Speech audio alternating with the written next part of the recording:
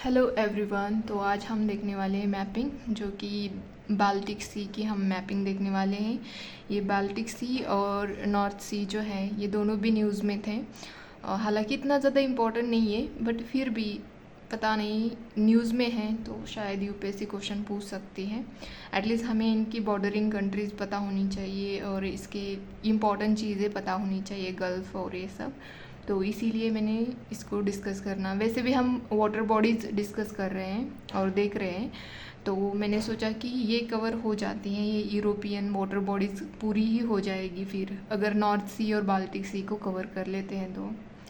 और वैसे भी आप मैपिंग जब देखोगे, हम कॉन्टिनेंट भी देखेंगे, उसकी फिजियोग्राफी भी देखेंगे, तब भी हम देखेंगे, बट इतना डिटेल में नहीं देख पाएंगे क्योंकि कॉन्टिनेंट से रिलेटेड जो भी होगा, माउंटेन, रिवर्स, लेक्स, ये जो भी होगा वो हम कवर करेंगे उस टाइम पे। तो इसीलिए मैंने सोचा कि ये वाटर बॉडीज़ आज कवर कर देते हैं और नेक्स्ट टाइम पे हम कैरेबियन सी करने वाले हैं क्योंकि वो भी काफ़ी न्यूज़ में है, और पनामा चैनल, तो वो ज़्यादा इम्पॉर्टेंट है हमारे एग्ज़ाम पर्सपेक्टिव से, तो उसे हम कवर कर देंगे। तो आज हम बाल्टिक सी और नॉर्थ सी देखने वाले हैं, उसकी बॉर्डरिंग कंट्रीज़ देखने वाले हैं और उससे इम्पॉर्टेंट जो भी स्ट्रेट, गल्फ़ जो भी है उसको हम देखेंगे। ठीक है, ज़्यादा टाइम नहीं लूँगी आज, मैं बहुत जल्दी आपको बता दूँगी। और प्लीज़ खुद से प्रैक्टिस करते रहिए, खुद से प्रैक्टिस करने से हमें हमेशा याद रहता है। काफ़ी टाइम लगा है मुझे आज इसको बनाने में, क्योंकि इम्पॉर्टेंट चीज़ें देखनी थी। शायद यूपीएससी कुछ भी पूछ सकती है ना रिलेटेड, तो इसीलिए मैंने सर्च भी किया, क्योंकि एक ही जगह पे सब कुछ नहीं मिल रहा था, तो मैंने थोड़ा सर्च भी किया कि कुछ और इम्पोर्टेंट हो सकता है। तो इसीलिए मैंने सोचा चलो थोड़ा देर लग जाए बट अच्छे से कवर करना चाहिए, क्योंकि ये मेरे लिए भी इम्पोर्टेंट है और आपके लिए भी। तो बाल्टिक सी देखते हैं हम, यहाँ पे लोकेट करता है। मैंने थोड़ा ये नैरो टाइप में है, बट मैंने थोड़ा ब्रॉड किया है क्योंकि यहाँ पे मुझे ये गल्फ़ दिखाने थे इसीलिए। और पहली बात तो ये है कि ये ऊपर से, मतलब ये नॉर्थ है, बाल्टिक सी का ये नॉर्थ आता है और ये वेस्ट आएगा और नीचे साउथ आएगा और इधर ईस्ट आएगा। ठीक है, तो देखो नॉर्थ में ये जो कंट्रीज़ हैं, नॉर्वे, स्वीडन एंड फिनलैंड, तो इसको स्कैंडिनेवियन कंट्रीज़ बोला जाता है, स्कैंडिनेवियन कंट्रीज़। तो इन तीनों को मिलके इनको बोला जाता है। और यहाँ पे एक पेनिनसुला भी है, जो कि जो आर्कटिक सर्कल्स है और जो ये स्कैंडिनेवियन पेनिनसुला है, ये सेपरेट करते हैं यूरोप को। तो इसीलिए ये हम इसको स्कैंडिनेवियन कंट्रीज़ भी कहते हैं, इन तीनों को। इसका एक पेनिनसुला है, इसकी वजह से इनको हम कंट्रीज़ भी बोलते हैं। ठीक है, तो देखो ये तीनों कंट्रीज़ यहाँ पे लोकेट करती हैं बाल्टिक सी के। तो बाल्टिक सी जो है यहाँ पे अगर देखोगे, ये पूरा जो ग्रीन में मैंने किया है ये रशिया है, पूरा रशिया। और यहाँ पे भी एक रशिया की टेरिटोरीज हैं जो कि यहाँ पे पोलैंड के और लिथुआनिया के बीच में यहाँ पे लोकेट करती है, जो कि बॉर्डर करती है बाल्टिक सी को।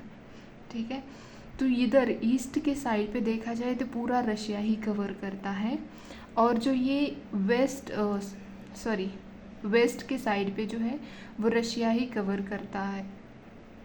क्या कह रही हूँ मैं, ये वेस्ट है, ये ईस्ट है, तो ईस्ट के साइड पे रशिया कवर करता है अगर बाल्टिक सी के। ठीक है, और रशिया के वेस्ट पे और नॉर्थ पे ये बाल्टिक नेशंस, जिनको ये तीन जो नेशंस हैं इनको हम बाल्टिक नेशंस बोलते हैं, इस्टोनिया, लताविया और लिथुआनिया। ये जो ये तीन हैं इनको बाल्टिक नेशंस भी कहा जाता है और ये बॉर्डर करते हैं बाल्टिक सी को।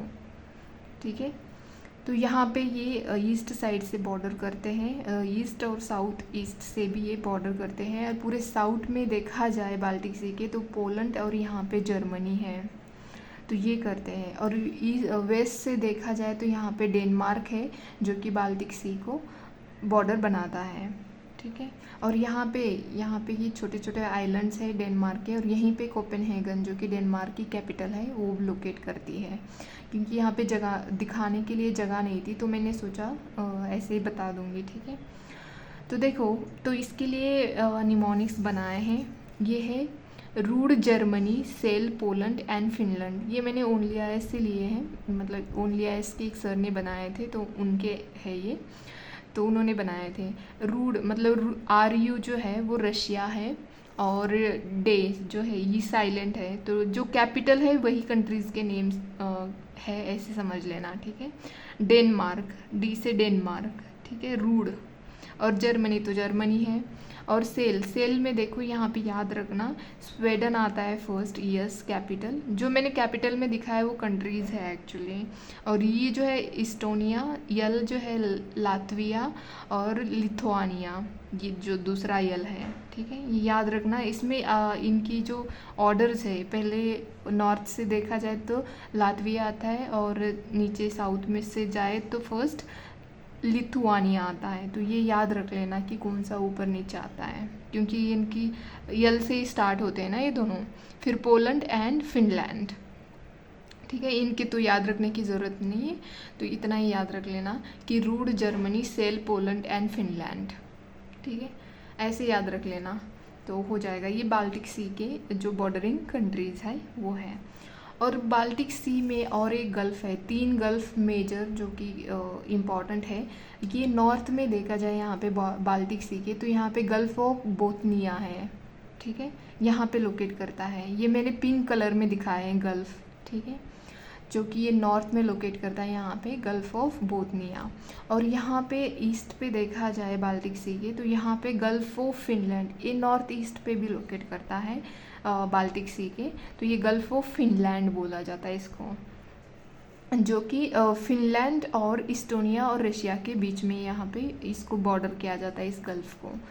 और यहाँ पे है गल्फ़ ऑफ रीगा, जो कि लातविया की कैपिटल है रीगा, उसी के नेम से है गल्फ़ ऑफ रीगा, ठीक है। यहाँ पे इस्टोनिया और लताविया के बीच में यहाँ पे लोकेट करता है गल्फ़ ऑफ रीगा, तो याद रखना। और ये गल्फ़ ऑफ जीडंस्क है, ये यहाँ पे लोकेट करता है पोलैंड और रशिया की जो टेरिटोरी है यहाँ के, इसके ऊपर यहाँ पे छोटा सा गल्फ़ बनाते हैं, तो इसको गल्फ़ ऑफ जीडंस्क बोला जाता है, ठीक है।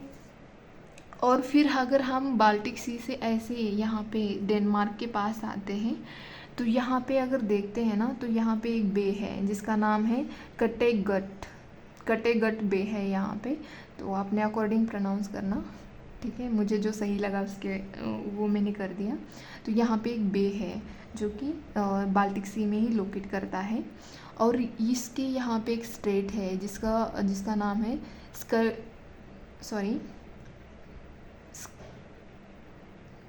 इसका प्रोनाउंस करना बड़ा मुश्किल हो रहा है मुझे।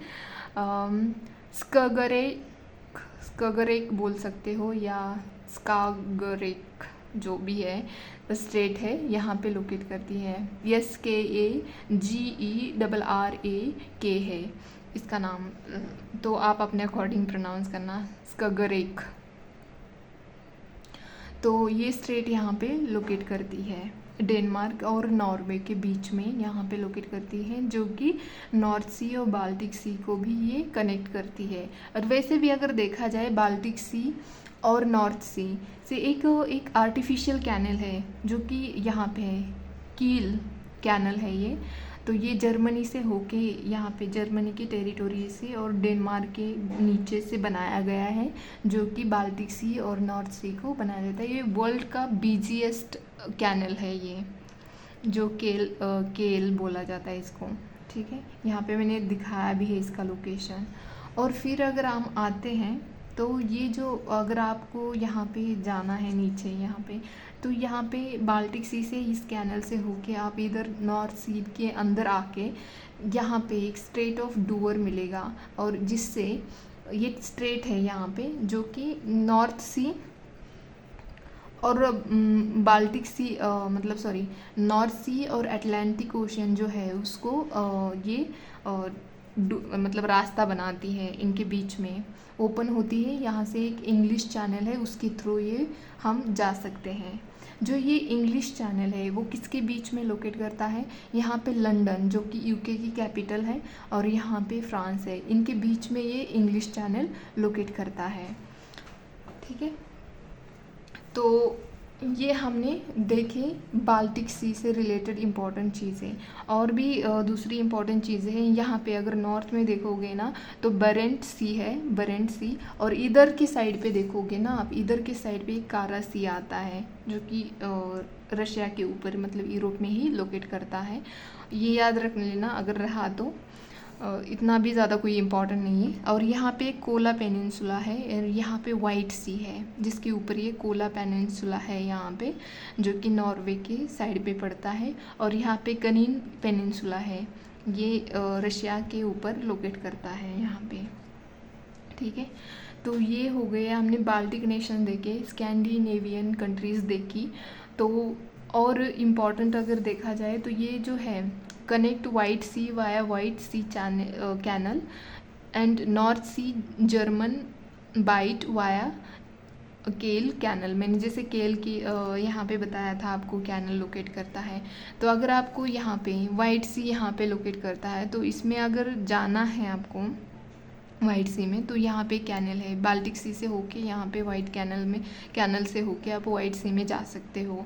और अगर नॉर्थ सी में जाना है तो यहाँ पे इस केल कैनल से जा सकते हो बाल्टिक सी से होके। ठीक है, इतना इम्पोर्टेंट रखना है, बाकी तो जस्ट नॉर्मल है। और जितना इम्पॉर्टेंट है मैंने यहाँ पे बाल्टिक सी के बारे में बता दिया है। और जो बाल्टिक सी और अटलांटिक ओशियन है इसको कनेक्ट करती है डेनमार्क या डेनिश स्ट्रेट भी आप बोल सकते हो, जो कि यहाँ पे ग्रीनलैंड और आइसलैंड के बीच में लोकेट करती है। यहाँ पे ऊपर यहाँ पे है, जो कि ग्रीनलैंड और आइसलैंड के बीच में लोकेट करती है स्ट्रेट। और यहाँ से मतलब अगर ब्रॉडली देखा जाए तो बाल्टिक सी को यही अटलांटिक सी से अटलांटिक ओशियन से कनेक्ट करती है। ठीक है, तो ये हो गया बाल्टिक सी से जो भी रिलेटेड था, मैंने उतना इम्पोर्टेंट बता दिया। और इम्पॉर्टेंट फैक्ट्स हम देखेंगे बाल्टिक सी से, यहाँ पे मैंने लिख भी दिए हैं ताकि आसान रहे आपको भी पढ़ने में और रिवाइज करने में, तो इसीलिए। तो ये semi enclose inland sea located in northern Europe. तो ये एक सेमी एनक्लोज्ड इनलैंड सी है, याद रख लेना। ठीक है, और connect Atlantic ocean through the Danish strait और या डेनमार्क स्ट्रेट बोल सकते हैं। World's largest brackish inland water body. Brackish मतलब जिसमें ये सी में तो खारा मतलब सॉल्ट ही वाटर होता है ना, बट जब रिवर्स उसमें ड्रेन करती हैं बहुत सारी, आई थिंक 250 रिवर्स इस बाल्टिक सी में ड्रेन करती है अपना वाटर, मतलब वाटर डिस्चार्ज करती है। तो जो बाल्टिक सी का जो सॉल्ट वाटर जो होता है और जो रिवर जो अपना फ्रेश वाटर लेके आती है, ये जब मिक्स होते हैं तो इसको ब्रैकिश वाटर बोला जाता है। और ये ऐसा मतलब ये बाल्टिक सी एक ऐसा सी है जो वर्ल्ड का largest brackish inland water body है। ठीक है, तो ये भी याद रख लेना। और दूसरी बात है, इसमें जो रिवर अपना वाटर डिस्चार्ज करती है उसमें एक रिवर का नेम है नेवा, जो कि एक लॉन्गेस्ट रिवर है और सबसे ज़्यादा अपना वाटर डिस्चार्ज बाल्टिक सी में करती है, इसका याद रख लेना। ठीक है, और इसमें सबसे बड़ा मतलब लार्जेस्ट अगर आइलैंड देखोगे, इसमें 20 वैसे आइलैंड है और एक आर्चिपेलगो भी है। तो इसमें ये गॉटलैंड जो है वो सबसे बड़ा मतलब लार्जेस्ट आइलैंड है, जो कि स्वीडन के यहाँ पे लोकेट करता है वो। ठीक है, मैंने लोकेशन नहीं दिखा, ये फैक्ट्स है बाल्टिक सी के, तो आप हो सके तो याद रख लेना अगर पूछा जाए तो। ये बाल्टिक सी इसलिए न्यूज़ में है क्योंकि यहाँ पे जो स्टोन एज हमारा है उस टाइम की वॉल यहाँ पे मिली है, तो इसीलिए ये न्यूज़ में है। तो हमने इसी वजह से देखा। तो इसके निमोनिक्स भी देखे, इससे रिलेटेड फैक्ट्स इंपॉर्टेंट फैक्ट्स भी देखे। अब देखते हैं नॉर्थ सी, जो कि उसकी बॉर्डरिंग कंट्रीज़ और आइलैंड्स हम देखेंगे और जो भी इम्पोर्टेंट लगता है उससे रिलेटेड वो भी देखेंगे। और प्लीज़ आप इसकी मैपिंग कर लेना ताकि आपको अच्छे से याद रहेगा, क्योंकि थोड़ा ट्रिकी है ये, हम ज़्यादा ध्यान नहीं देते इन चीज़ों पे, तो इसीलिए ये हमारे लिए थोड़े ट्रिकी बन जाते हैं। ठीक है, तो पहले तो देखते हैं नॉर्थ सी यहाँ पे लोकेट करता है, यहाँ पे नॉर्वेजियन सी है ऊपर और यहाँ पे लोकेट करता है। और बाकी तो मैंने इम्पोर्टेंट इसके बारे में बता ही दिया है। और यहाँ पे यूके लोकेट करता है, यूके के साइड में यहाँ पे आयरलैंड लोकेट करता है, और ऊपर यहाँ पे ये जो आइलैंड है मैंने यहाँ पे लोकेट करके दिखाया भी है। तो ये जो आइलैंड है ये यूके की है, एक तो है फरो आइलैंड और दूसरा है शेटलैंड आइलैंड। तो ये दोनों भी यूके के ही आइलैंड्स हैं जो कि यहाँ पे नॉर्थ सी में ऊपर लोकेट करते हैं नॉर्थ में, तो आप वो याद रख लेना, ठीक है। और नॉर्थ सी जो है वो पूरा नॉर्थ यूरोप में लोकेट करता है और ये अटलांटिक ओशियन का पार्ट है नॉर्थ सी, तो याद रख लेना। और इसको 7 कंट्रीज़ अपनी बॉर्डर्स बनाती है। तो इसमें पहले तो आती है नॉर्वे, ये नॉर्वे यहाँ पे लोकेट करता है, और फिर डेनमार्क इसको बॉर्डर करता है, फिर यहाँ पे देखा जर्मनी इसको बॉर्डर करता है, नेदरलैंड इसको बॉर्डर करता है, बेल्जियम बॉर्डर बनाता है, फ्रांस बॉर्डर बनाता है इसके साथ, यूके मतलब लंदन जो है वो भी इसके साथ बॉर्डर बनाता है। तो ये जो 7 कंट्रीज़ है वो नॉर्थ सी को बॉर्डर करती है। तो इसका मैंने यहाँ पे निमोनिक्स भी लिखा है।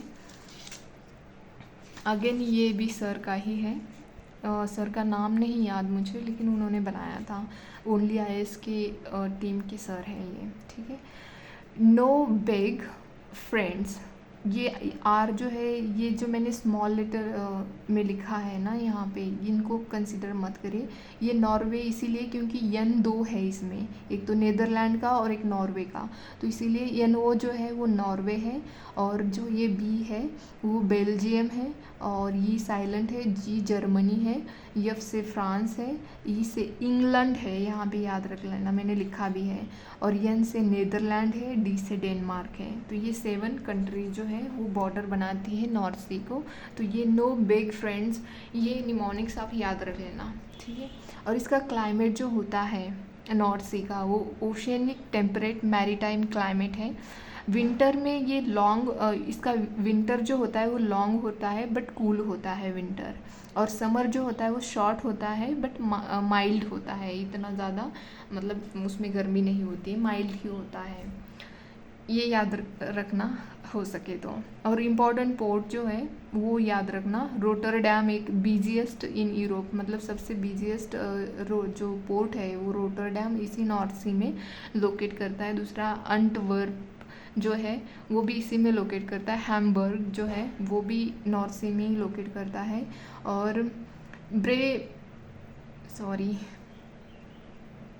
ब्रेमर हेवन जो है ये भी इसमें, और ये रो जो पोर्ट है वो 2 साल पहले भी न्यूज़ में था, वो भी आप याद रख लेना, ठीक है। तो ये सब इम्पॉर्टेंट चीज़ें मैंने यहाँ पे लिखी थी नॉर्थ सी और बाल्टिक सी की। होप कि आपको ये समझ में आए, और अगर लगता है कि इसमें और भी कुछ इंक्लूड करना चाहिए था और वो मैंने नहीं किया है, हालांकि इसमें रिवर्स भी है, बहुत सारी रिवर्स अपना वाटर डिस्चार्ज करती है, किसी एक का हम नाम नहीं ले सकते, मतलब राइन और ये सब रिवर्स हैं जो कि अपना वाटर डिस्चार्ज करती है नॉर्थ सी में, तो वो भी आप देख लेना अपने हिसाब से, ठीक है। तो ये सब मैंने यहाँ पे इम्पॉर्टेंट चीज़ें डिस्कस की है नॉर्थ सी और बाल्टिक सी से रिगार्डिंग। तो आपको अगर लगता है कि इसमें और भी कुछ चीज़ें ऐड करनी चाहिए थी और जो भी इम्पॉर्टेंट चीज़ें थी वो रह गई है, तो आप मुझे कमेंट बॉक्स में बताना। वैसे तो मैंने कोशिश की है कि सारी चीज़ें इसमें इंक्लूड कर दी जाए, तो मैंने अपने हिसाब से किया है, बट आपको अगर लगता है तो आप प्लीज़ मुझे कमेंट बॉक्स में बताना, ठीक है। तो आज के लिए इतना ही, धन्यवाद।